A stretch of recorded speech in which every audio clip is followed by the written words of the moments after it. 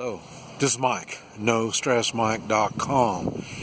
Okay, what I want to talk about is surviving the city and in a shit-is-the-fan situation. Now, I am not, let's see how to say this, I am not the perfect one when it comes to knowing how to do this. Now, the reason I'm even doing this is because there's going to be some people that are going to be talking about it, and they really don't know. And these people more than likely are going to be military and police. And those aren't the ones that are going to be knowledgeable. And that's why I thought, well, if these people are going to talk about it, and they're going to talk about it with the intent of sounding like they know what they're talking about, I better throw my 2 cents in. And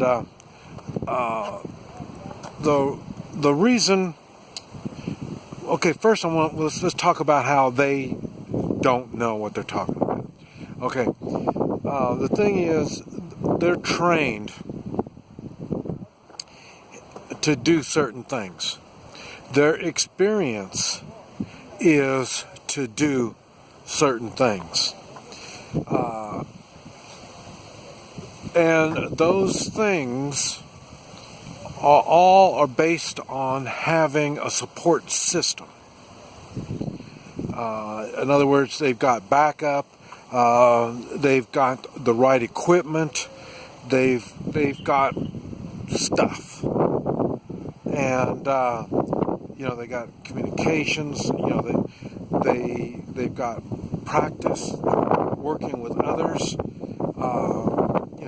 There's all kinds of good pluses for them. The thing is, the reality in a civilian type shit hit the fan situation, and you're in the city, none of that is going to be workable for you. A good example, let's go to the very basics, and that would be the equipment they're going to be using. If you notice, I don't look like some G.I. Joe when I'm doing my stuff, and the reason is, when you look the part, you are the threat. And so they're going to be the first ones taken out. And or they're going to join these military type groups. Okay, now once everything gets established, some time has gone by, now that's going to be a different story. Now they might have something to share that would be very valuable. I'm sure they will then. But the thing is, at the beginning, and I've talked about it, you're going to have different stages of after shit hits the fan. You're going to be different stages. You're going to have hours. If it's going to be a rapid thing, you're going to have hours. First hour, second hour, 6 hours, this type of stuff. And then it's going to go into days. So how many days, and then so many weeks. How things are going to be. Things will start smoothing out as time goes on. And I've already made videos talking about how that works. But what you're going to have to do, I know a lot of people think, oh, they're going to jump in their car or truck and they're going to head out of town. Well, that's you should have done that before shit hits the fan. And but like I say, now since I've been having to live in the city and I've had to do some realistic evaluating, I can see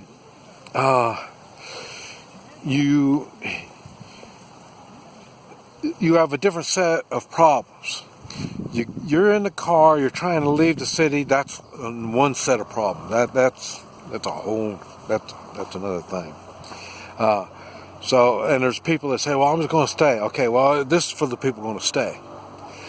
When you're going to stay, I say there's things you're going to have to think on. And I know the food, you may be able to store the food. This is one thing I've noticed. I'm here in China, and their preparing is non-existent. They don't have space. I haven't seen all the stuff that you need to be prepared that's available. I'm sure you can get it over the internet, but I haven't seen that stuff. I haven't crossed paths with people that have anything. They don't. Like I say, they go to the market just about every day, get food, fresh food, so they don't have packaged food, freeze-dried and all that stuff. They don't have guns, so, if you don't have guns, it's hard to prepare. And like I say, it will give you a whole nother mindset to prepare. So that's what I'm saying. Here is not a good example of preparing. Here is a good example of just surviving and trying to survive the situation. I'm talking about, see, they don't even have natural disasters. As far as I know, I'm sure they do, but as far as I know, there is no, tornadoes, earthquakes. Like I say, I'm from Oklahoma, we've got tornadoes. Lived in Guatemala, we have earthquakes. There's things we know we have to prepare for. Here, I don't know if they realize that. And anyway, if they did prepare, I don't know how they're going to, or where they're going to. There's no place to go. You just wait for the government to tell you what to do. Everything is based around government control. So, in other words, what I'm talking about mainly is, I say, in the U.S. or this type of stuff in the cities. And the thing is, you're going to have. You need to do a lot of research now. So look at the areas that you want to be in. One of the first problems that I can see that there's no way you can get around it is going to be water. So where are you going to be able to find water? Here, I'm down here by the river. So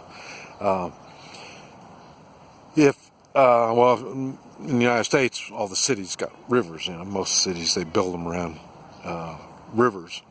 So you're going to have to make sure you have water purification. And you're going to have to be able to get down there with buckets to get your water. So I'm not a big thing about storing water. I mean, it takes up a lot of space, and you need to know what you're doing when it comes to storing water. Now, what you are going to have to do is, like I say, look at your area. Make sure you know your area. And now what you need to do is, you're not going to be able to secure your area. Like I say, I'm from Oklahoma. We've got it all set up where we know how we can secure our area. That's why I picked where I stay at in Oklahoma. That's why I picked it. Is because it's set up for, we have the abilities to control our area. So you won't be able to in the city. What you do need to look for is places that you would want to be or you wouldn't want to be. because the places that you would want to be, somebody's going to take it. Somebody's going to get control of it. And you need to be able to have some idea how you're going to work this thing out. You're going to need city maps with the roads, because the roads are going to look different after a shit hits the fan situation. I say that because I've gone through some tornadoes, and after a tornado goes through, there's no road signs. A lot of the buildings that you look at and it tells you where you're at are either going to be non-existent or they're going to look a whole lot different. And so you need city maps, so then you'll be able to at least mark off stuff and make some kind of planning. Now, like I said, I'm talking about as it's starting, whatever this thing is, it's starting up. So this is why you need to already have this stuff in mind before you even get involved in this stuff. Now, you hear me talk about 3-man militia. You will be doing 3-man militias. You won't be able to do it now. That's one thing about city folk. Man, they don't come together too good. So you're going to have to come up with your 3-man militias at the time. And it's going to be done really weird. And it's going to be one of the things I think we have to talk about in another video. And we're going to start that other video. I think we're going to talk about how to